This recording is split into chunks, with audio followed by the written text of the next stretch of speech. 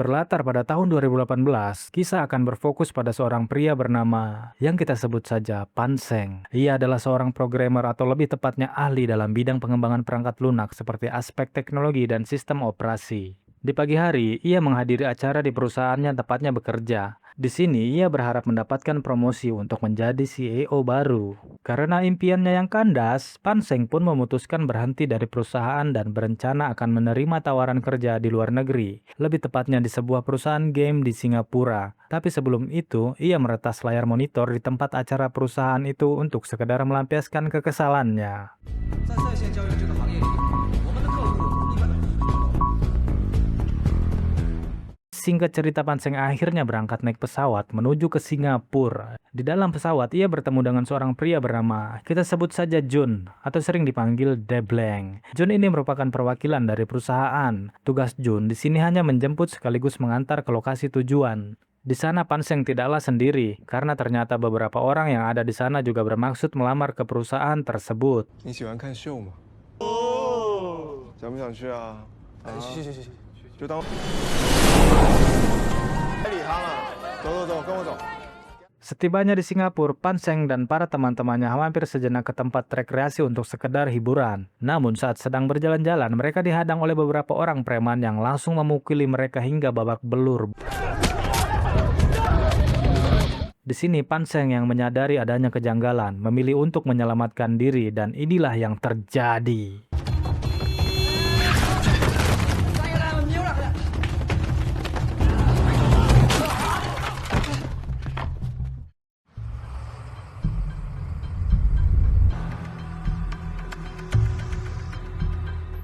Singkat cerita, tibalah mereka di sebuah pabrik bekas yang jauh dari pemukiman. Di sini kita akan diperkenalkan kepada seorang bos yang bernama, kita sebut saja Bos Lu. Di tempat itu, Bos Lu langsung membawa mereka berkeliling untuk melihat-lihat tempat itu terlebih dahulu, yang ternyata merupakan sindikat kejahatan online. Anjay, slot. Di tempat ini banyak terdapat kaum laki-laki dan puluhan perempuan yang kerja di sana. Dan setelah ditelusuri lebih dalam, ternyata para perempuan ini bekerja sebagai host judi online. Link gacornya kakak. 轮盘骰盅21点，炸金花龙虎。 Di sini semua karyawan perempuan kebanyakan adalah turis yang bernasib hampir sama dengan apa yang terjadi kepada Paseng dan teman-teman barunya saat ini. Melihat keadaan tempat tersebut, Panseng sama sekali tidak tertarik dan memilih ingin pulang. Namun baru saja Panseng akan pergi, ia langsung diserang oleh Jun dari belakang. Karena sejatinya mereka tidak akan pernah dibiarkan pergi dari tempat ini, mamam tuh. Di sini Panseng yang tidak bisa berbuat apa-apa hanya pasrah ketika diantar ke lokasi yang akan menjadi rumah barunya. Yang mana di tempat itu ia bersama puluhan pekerja dikumpulkan dalam satu ruangan. Di waktu yang bersamaan, Jun kembali menghampirinya dengan maksud meminta Panseng memberikan kabar kepada keluarganya jika dirinya baik-baik saja.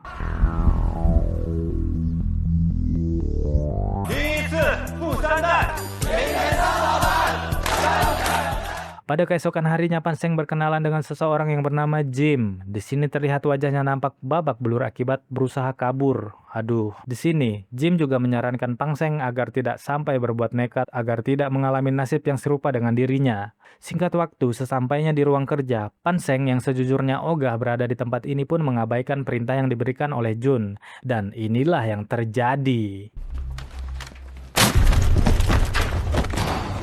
Di sini Panseng yang merupakan ahli di bidang teknologi, ia ditugaskan mengatur menang dan kalahnya para pemain sekaligus meyakinkan para korban agar tetap bermain pada situs mereka. Di waktu yang bersamaan, Panseng mencoba meminta pertolongan dengan menulis sebuah pesan pada selembar karton dan ia pun langsung segera bergegas pergi ke toilet untuk mengeluarkan lewat jendela.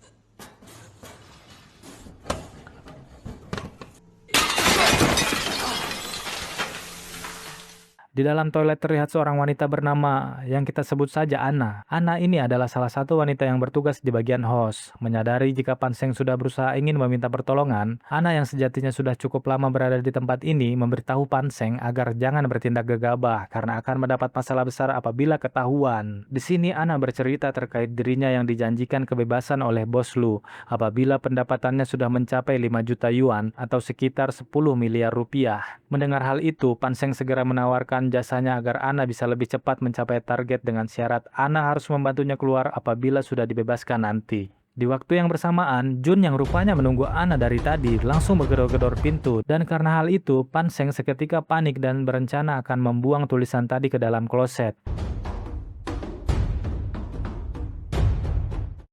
Kita flashback dulu guys. Jadi dulu sebelum Ana sampai ke tempat ini, ia merupakan seorang model terkenal. Namun karena karirnya seketika merosot akibat oknum tidak bertanggung jawab yang telah menggunakan gambar wajahnya sebagai seorang wanita penghibur. Dan karena hal itu, Ana langsung dikeluarkan oleh atasan dan tidak diberi gaji karena dianggap sudah mencemari nama baik perusahaan. 而家唔使你賠，你執翻身彩啦嘛。 Sorry，怎么也没搞明白就来，安娜，你出来，我跟你说，Sorry。 Mengetahui hal itu, sahabat Ana yang bernama Suang lantas memperkenalkannya kepada Jun. Dan dari sinilah awal mula ia diberikan tawaran untuk menjadi host judi online dan gaji besar. Di sini Ana langsung tertarik dan segera menerima tawarannya.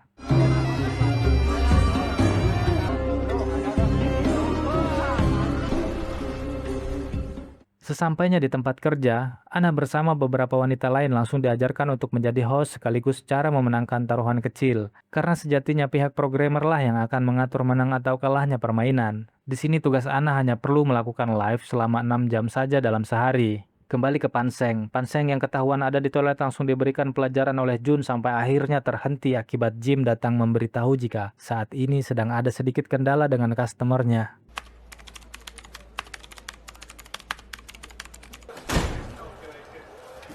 Di tempat lain, tepatnya di negara Cina, di dalam sebuah studio penerjemahan bahasa, beberapa orang karyawan yang ada di sana seketika tergiur dengan tawaran pengiklan judol. Karena hanya dengan beberapa menit mengiklankan saja, mereka bisa menghasilkan uang. Di sini, sang owner atau pemilik tempat yang bernama kita sebut saja Tian, setuju menerima tawaran tersebut. Beberapa saat kemudian, setelah Tian mengantarkan pacarnya pulang, di dalam mobil ia iseng-iseng mencoba sensasi baru, yaitu membuka situs judol. Dan beruntungnya, ia terus-menerus menerima kemenangan, meskipun hanya bermodalkan taruhan kecil. Anjay, skater terus nggak tuh? Di sini Tian merasa jika dirinya lebih jago daripada bandar itu sendiri. Tian lantas memberikan trik bermain kepada teman-temannya. 背头法术下8款，我们只要赢1把就能上来。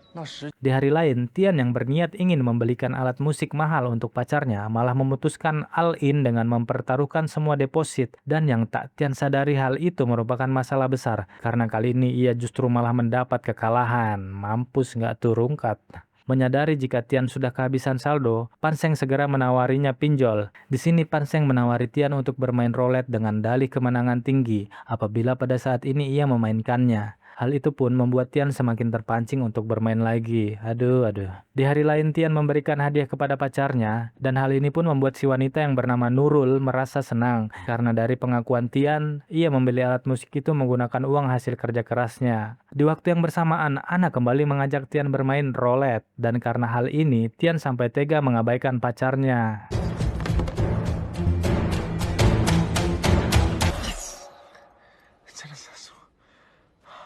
Di tempat lain, saat Tian sedang menonton pertandingan basket, tiba-tiba diberi tawaran untuk melakukan taruhan judol. Namun karena mengalami kekalahan, Tian nekat meminta 3 bulan gaji hanya untuk bermain judol. Di sini nampaknya Tian mulai kecanduan judol. Ia rela melakukan apapun asal bisa bermain judol. Aduh, judol.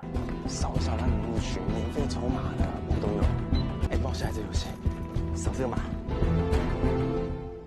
Beberapa hari kemudian, keluarga Tian didatangi preman karena belum bayar uang pinjaman. Namun demi mendapatkan tambahan waktu, Tian harus rela mendonorkan darahnya ke beberapa rumah sakit. Dan karena hal ini, sang ayah merasa kasihan dan segera melunasi semua hutang putranya itu. Demi mencegah hal itu kembali terjadi, si ibu tidak akan membiarkan putranya memegang Android dan hanya memberikan HP tulalit untuk berbagi kabar. Namun bukannya tobat, Tian justru semakin menjadi. Kali ini ia nekat menjual mobil pemberian dari orang tuanya untuk melakukan deposit. Aduh, hancur. Di sebuah kafe, Tian yang tidak memiliki ponsel Android akibat disita oleh ibunya meminta Nurul untuk memasangkan taruhan tinggi pada pertandingan bola. Di sini Nurul tidak dapat menolak permintaan itu, meskipun sebenarnya tidak ingin kekasihnya melakukan judi lagi. Tapi lihatlah apa yang Tian dapatkan kali ini.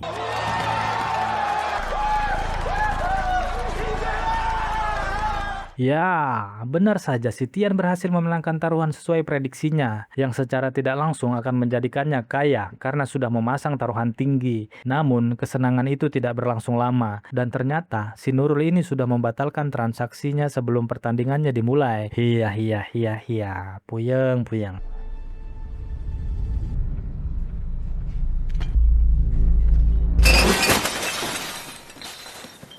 Di hari lain, Tian mengunjungi kediaman neneknya untuk sedikit bercerita terkait dirinya yang sebentar lagi akan menikah dengan Nurul.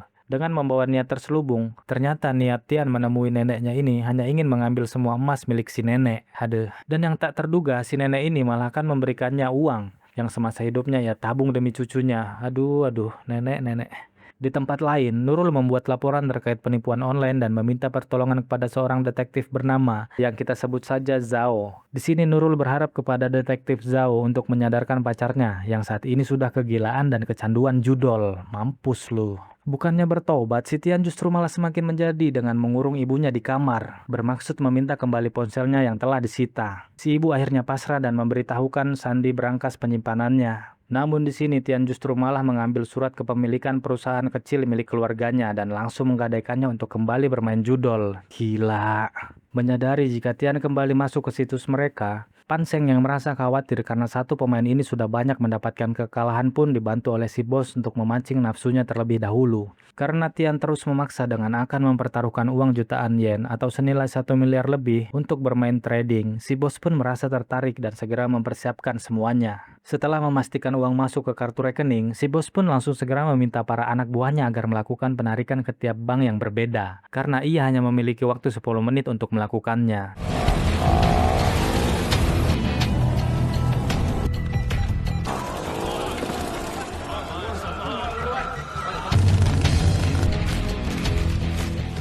Di tempat lain, Nurul yang sedang bersama calon mertuanya itu mendapat informasi dari sahabatnya terkait keberadaan Tian. Setelah mengetahui di mana Tian berada, Nurul pun langsung menuju lokasi. Di waktu yang bersamaan, Tian yang tengah menunggu hasil dari taruhan malah mendapati akunnya diblokir. Mampus. Karena sudah buntu dan tak bisa berpikir lagi, si Tian ini malah memutuskan bundir saat Nurul dan kedua orang tuanya baru saja tiba di sana.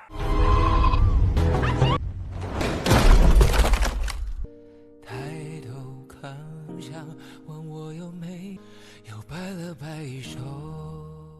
Untuk merayakan hal tersebut, si bos melakukan makan besar bersama para anak buahnya. Bahkan ia juga mengizinkan mereka ambil kembali ponsel masing-masing untuk memberi kabar kepada keluarganya. Di sini karena Ana dan Pang Seng menjadi kontributor dalam keberhasilan ini, mereka diminta si bos agar maju.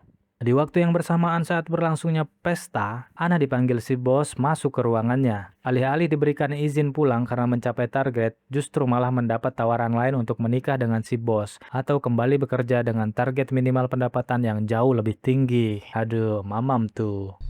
乖嘛。 Di tengah pembicaraan mereka, si Ana dan bos, Pan Seng datang bermaksud menemui si bos untuk membicarakan sesuatu yang bermaksud memberikan algoritma dalam menjadikan ponsel milik si bos sebagai pengaman data server dan memberikan saran untuk mengurangi pekerja karena bisa digantikan oleh kepintaran buatan yaitu AI. AI nggak tuh? Di hari lain, karena kinerjanya yang bagus, Pan Seng dipindahkan ke sebuah rumah susun yang lebih layak untuk ditinggali. Dan melihat Ana yang tidur di luar karena dihukum akibat menolak permintaan si bos tadi malam. Namun bukan hanya mereka, si bos juga rupanya tinggal di sana bersama dengan putrinya. Menyadari mereka tak bisa pergi, meskipun sudah mencapai target pendapatan, dan bertepatan di hari weekend, ia bersama para pekerja diajak liburan oleh Jun, sambil memperlihatkan keseruan untuk dikirimkan kepada keluarganya. Namun Pan Seng malah memilih untuk memberikan foto tersebut kepada teman dekatnya saat masih di perusahaan yang dulu. Saat sedang makan di restoran, Ana berusaha membelikan uang dari Pan Seng yang mendapat angka SOS sebelumnya. Namun karena si bos terus mengawasi, Ana pun sangat dibuat kesulitan untuk memberikan isyarat kepada si kasir. Hingga pada akhirnya malah bertabrakan dengan seseorang dan tak sengaja menjatuhkan uangnya.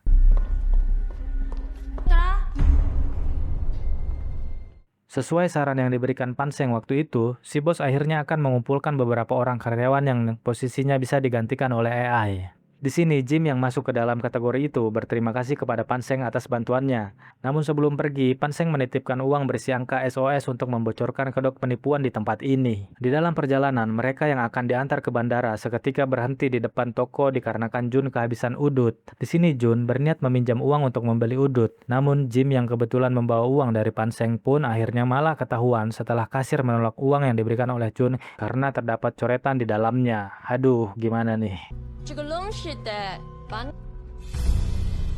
Akibat hal itu, semua pekerja kembali dikumpulkan, dan Jim yang saat ini sudah babak belur dan Pan Seng yang merasa bersalah pun lantas maju duluan untuk mengakui perbuatannya. Di sini Ana juga malah ikut-ikutan mengaku, dan karena hal ini, si bos akhirnya spontan mengambil kebijakan dengan menghukum mereka berdua akibat bersekongkol.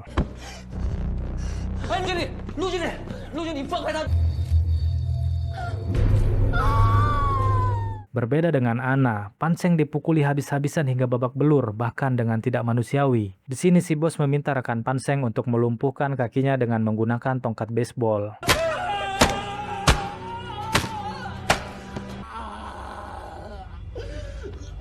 Dalam perjalanan pulang, Ana nekat melompat dari bus untuk melarikan diri. Dalam pelarian yang awalnya berjalan mulus, seketika berubah ketika ia malah pergi melapor ke kantor polisi setempat untuk meminta pertolongan. Tanpa menyadari jika polisi yang ia datangi masih satu komplotan dengan organisasi judul itu. Aduh, kacau. Alhasil Ana kembali dijemput oleh Jun dan dibawa ke sebuah dermaga langsung dimasukkan ke dalam karung dengan beberapa tambahan batu. Di sini Jun mulai merekam untuk dijadikan pembelajaran kepada para pekerja lain apabila berani melakukan pengkhianatan seperti si Ana ini. Aduh, Ana, kasihan lu.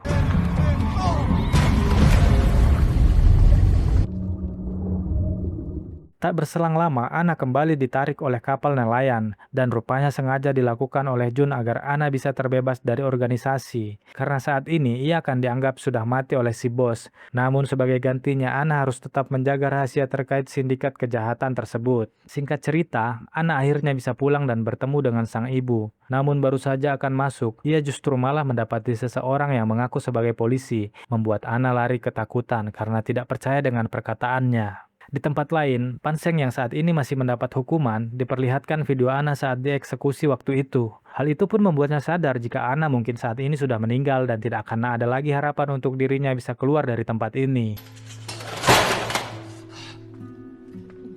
Sementara itu di tempat lain, Ana dibawa oleh polisi ke sebuah acara penyuluhan dan bertemu dengan detektif Zo. Ia yang diberikan pertanyaan terkait keberadaannya selama ini sama sekali tidak ingin buka suara karena teringat dengan Jun yang sudah menyelamatkannya. Namun sebagai seorang detektif, Zo menyadari jika Ana sedang menyembunyikan sesuatu.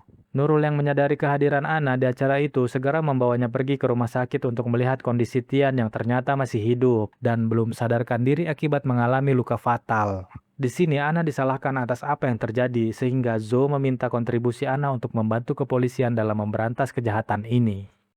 Singkat cerita, Zo bersama para rekannya dari kepolisian tiba di Singapura. Mereka langsung bekerja sama dengan Departemen Imigrasi untuk mencari siapa saja warga dari mereka yang ada di negara tersebut. Lalu ditemukanlah data terkait Pan Seng bersama rekannya, begitu pula dengan Jun yang diketahui sebagai mentor dalam menuntun perjalanan waktu itu. Setelah mengikuti Jun dan berhasil menemukan pabrik yang dicurigai sebagai tempat operasi, pihak kepolisian dengan sigap melakukan penggerebekan. Namun hanya sebagian pekerja saja yang berhasil diamankan karena si bos bersama beberapa orang terpilih lainnya sudah lebih dulu pindah markas dan meninggalkan tempat tersebut.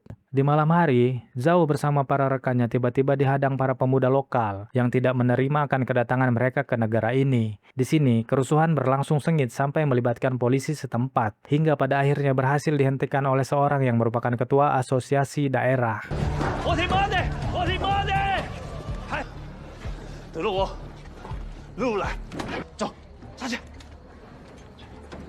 Keesokan harinya, Zhao meminta asistennya untuk memesan tiket pulang dan berniat tidak ingin melanjutkan operasi karena belum mengetahui lokasi markas baru yang digunakan oleh bos Lu untuk melakukan penggeledahan. Di mana keputusan itu terpaksa dirinya lakukan, mengingat batas waktu yang dimiliki sekaligus perlakuan warga yang menolak keberadaan mereka. Di tempat lain, sahabat Pan Seng yang menyadari jika pesan yang diberikan kepadanya adalah isyarat meminta bantuan polisi dan memberitahu lokasi keberadaannya saat ini. Di sini, sahabat Pan Seng segera menghubungi asisten Zhao untuk memberitahukan hal tersebut. Mengetahui hal itu, detektif Zhao langsung mengurungkan niatnya untuk kembali pulang dan menemukan alamat sesuai tanda yang diberikan.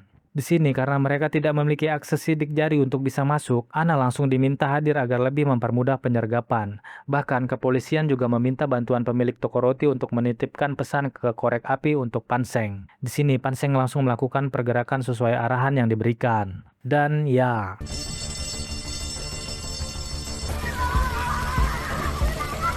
akibat hal itu, pemadam kebakaran didampingi beberapa mobil polisi akhirnya bisa masuk dengan mudah. Di sini, si bos yang menyadari Ana masih hidup mulai sadar jika Jun telah membohonginya. Dan lihatlah apa yang terjadi.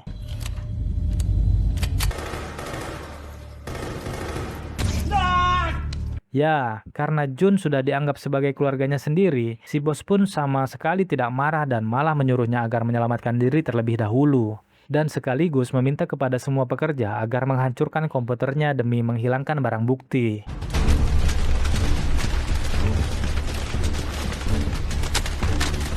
Di sini si bos akhirnya menghampiri si Panseng yang sudah menimbulkan kekacauan. Namun bukannya untuk menghabisinya, ia justru ingin menitipkan putrinya agar diantar pulang kepada sang istri. Tanpa disadari, ternyata itu menjadi permintaan terakhir sebagai ganti rugi atas apa yang terjadi saat ini. Setelah semuanya berhasil dikumpulkan dalam satu ruangan, Panseng segera memberitahu detektif Zhao terkait server bukti kejahatan lengkap yang saat ini ada di dalam ponselnya. Ia meminta kepada si bos agar memberikan ponsel tersebut.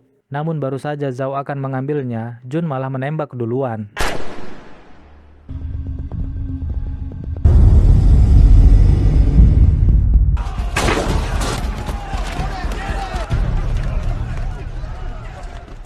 Singkat cerita, si bos bersama pekerja lain akhirnya berhasil diamankan. Di sini Panseng yang melihat jika Ana masih hidup sangat dibuat bahagia dan merasa senang akan kehadirannya. Namun mereka tetap akan menjalani masa hukuman di penjara akibat terlibat dalam kasus penipuan. Dan tamat. Sumpah tamat beneran cuy. Oke, Mimin mau ambil MBG dulu ya. Terima kasih.